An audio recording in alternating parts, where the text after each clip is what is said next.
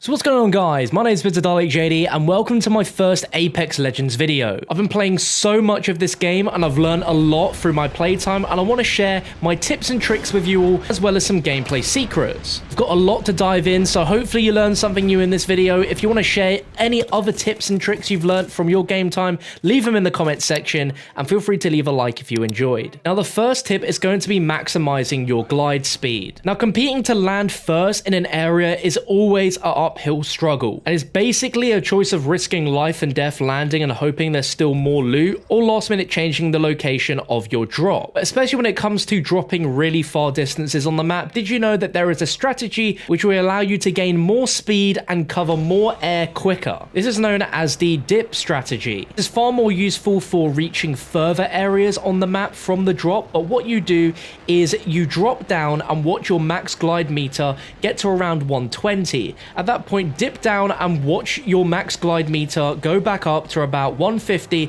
and then level out your positioning again. This essentially allows you to retain that max glide speed for as long as you possibly can, and it will help you out for those far drops. If you're dropping at a location that is very close to you, then obviously going straight down is going to be more efficient. But another very important tip when landing in an area is to detach yourself from the jump master. That way you can land at a slightly different building to your other teammates, therefore not hogging up any loot. Because there's nothing worse than early game running around and all you can find is ammo or armor and no weapons. Another useful tip is when you're dropping as Mirage, and it seems obvious, but when dropping into the map, Mirage can use his decoy ability to send out a decoy of your character flying in the air into a location on the map. So you can aim wherever you want the decoy to drop while still gliding, and it can really throw off other teams that might prioritize the location in which your decoy dropped. It's the only legend that can use one of their abilities whilst dropping, so definitely take advantage of it. Now my next big tip is about traversing around the map, and movement is incredibly important in this game as it will make you far less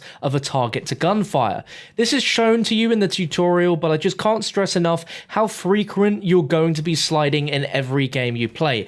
A lot of the areas in this map have pathways which acts as huge mudslides which allow you to slide all the way down to the bottom, so don't be afraid to use them. And this is the most basic form of traversal, but we can combine it as well with other movements to get around even faster and to help in gunfights. Not just big winding slopes, but any huge incline can easily turn you into a speedy ninja, sliding down into areas faster than enemies can react. Combining these slides with legend abilities will definitely throw off your enemies and get to them quicker. If you're not on an incline, then what is the best way to get to enemies? And this is holstering your weapon, which will allow you to run around and loot the fastest around the map, which allows you to run at the maximum speed in the game. Now holstering also increases your jump speed too, and for those gunfights where reloading simply isn't an option, you can use this to get your hands out and finish the fight karate style. On console, this is done by holding your swap weapon button, and on PC is usually binded to a number. A big tip that I'd give to any PC players watching that hasn't already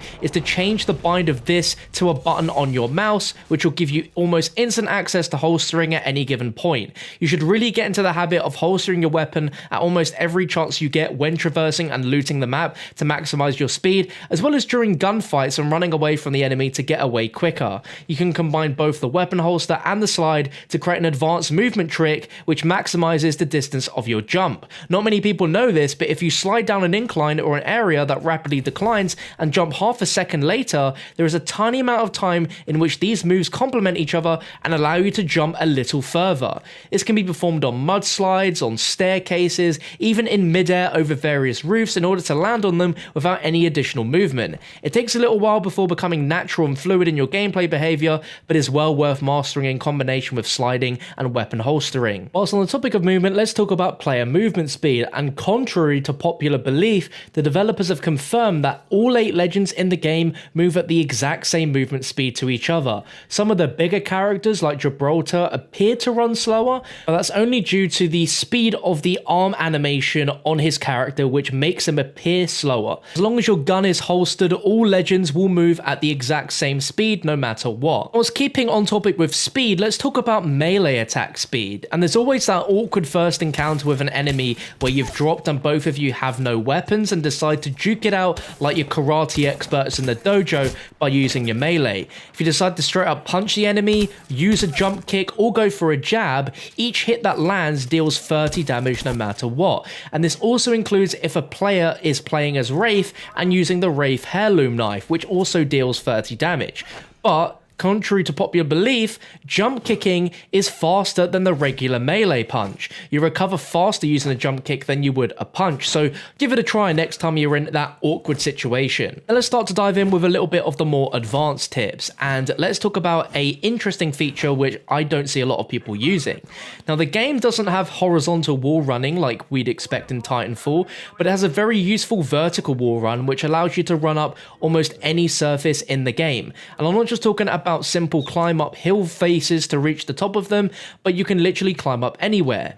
But what you may not know is if you let the climbing animation play out without pressing the jump button at the end, your character is automatically going to leap without you having to press a button. This leap appears to be a bit of a higher jump than it would be if you press the jump button, so definitely use this when flanking enemy players as they'll least expect it, and it will help you get to areas they didn't realize you could come from. Sticking on the topic with this, there is a really advanced mechanic which I don't see anyone use in game, and this is by taking advantage of the combination of clambering up and then letting go of forwards as you'd automatically pull yourself up, and instead your character hangs on the edge of a ledge which allows you to peek. It's not the most useful thing to use in the game, but if you're looking on a rooftop area down below, it's much better to be able to peek whilst not being visible to the enemy players, and it can give you a few seconds of your time to peek and search the surrounding area safely before deciding to engage. And my next tip is about slightly advanced pinging, and the ping tool in Apex is one of the most groundbreaking additions to the Battle Royale genre, allowing you to communicate without ever needing to physically talk with a microphone. It's obvious how the ping system works, and I'm sure all of you watching know how to use it, but there are some uses with it that I have personally not seen many use in game yet. And if you've yet to find a helmet, a shield, or backpack, all you have to do is open your inventory and simply highlight the icon in the invent and ping it to let your team know you need that particular item. This also works for weapon attachments as well. If a teammate picked up something which you definitely need, you can ping that as well. But the most useful use of this is for pinging ammo. So many times I've come across teammates who will use voice chat to request ammo, when all you need to do is highlight the ammo on the gun that you need ammo for and just ping away. Whilst on the topic of ammo, the next tip is taking only the ammo you need. And in the early game, when you first land, it's very easy to just grab whatever you can find when it comes to guns and ammo. But once you've found backpacks to carry more items, it's important to sort out your invent and get rid of what only you need. The game prompts you when you're picking up ammo as well as what ammo is in your invent on what ammo works and what doesn't work for your weapons, so pay attention so you can carry more ammo of the guns you do have, because in this game you can go through ammo so quickly in gunfights. My next tip is dedicated to one grenade type, which is the Arc Star grenades, and I've seen a lot of people in game neglect these grenades in favor of frag and thermite grenades, but for close quarters engagements, these are insane.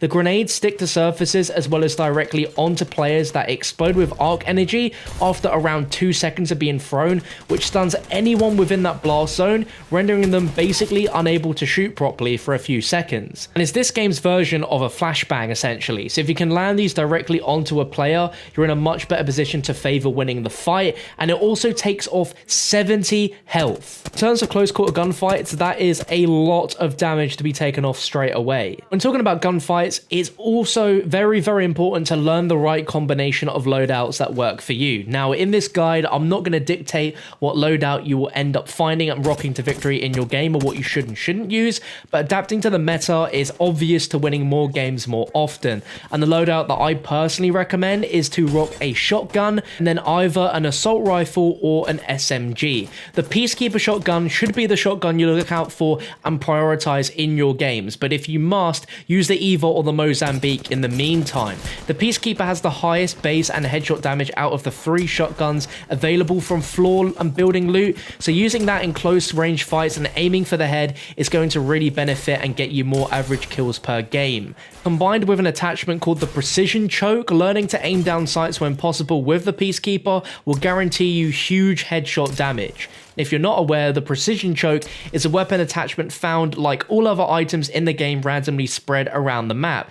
This Precision Choke attachment offers some weapons the ability to charge up, and this includes the Peacekeeper. All you have to do when this equipment is attached is to utilize the ability by holding down the aim down sights button, so right mouse on PC or left trigger on PS4 and Xbox One, pulling up the weapon, whether it's a Peacekeeper or a sniper rifle that the Precision Choke can also attach to, will cause it to start charging up. By charging up, it adds damage and distance to your shots. Since the Peacekeeper is a shotgun, unlike any other shotgun, it fires in a spread. So by charging it with the Precision Choke, you focus the shot, making for less spread. This is just one example of many different attachments you can find around the world that are for specific weapons, which will absolutely change the way they play. Another favorite choice if I can't find a good shotgun is to use the Wingman pistol, as this works essentially as a close quarters shotgun but can also be used at medium and long range, and it doesn't matter how far you are from the enemy, as long as you're accurate, you can deal serious damage to any enemy from any distance with this thing. If you land headshots with this, it does 90 damage, and again,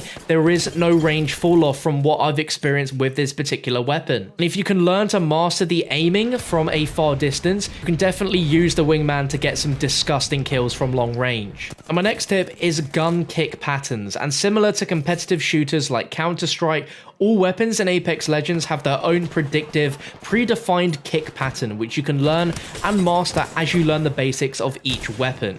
This is essentially the behavior or shape of the bullet spread when fired towards the enemy. Some specific examples of this are the Peacekeeper, which shoots a 5-star pattern, the Eva shotgun, which is a 3x3 pattern, and the standard pistols being a triangle. My next tip is a fairly obvious one, but a lot of people still don't know about this, and around the map are various redeploy balloons. If at any point you're in danger of the zone and need to quickly get to the next safe area, or simply are bored and want to get to another area quicker than by foot, look for any of the dangling yellow ropes hanging from red balloons, and you can use your interaction button to zip up, resulting in you redeploying into glide mode at the very top in a direction of your choice. You can also use the dip strategy we mentioned earlier at the start of the video during this, but you're going to have a lot shorter of a flight than you would dropping from the ship, and it doesn't give a huge benefit, but it still can get you a little bit further than you normally would. And when talking about what weapons to use, let's break down the health system. And compared to other Battle Royale games,